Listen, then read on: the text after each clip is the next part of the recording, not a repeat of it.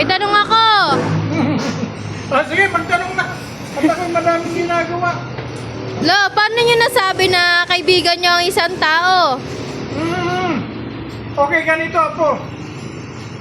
Ang pagiging kaibigan mo sa isang tao. Halimbawa ako'y may kaibigan. Siservisyohan ko yan po na walang kapalit. Siservisyohan ko na hindi niya alam. Katulad ko, ako ay isang vlogger o isang content creator. Pagka ako'y may kaibigan, na tulad ng mga politiko, binablog ko sila, kinokontent ko sila, na hindi nila alam. At walang kapalit po. Yun ang kaibigan. Pero kung kaya mo lang sila ibablog, at may kapalit, may bayad, hindi kaibigan ang tawag doon na po.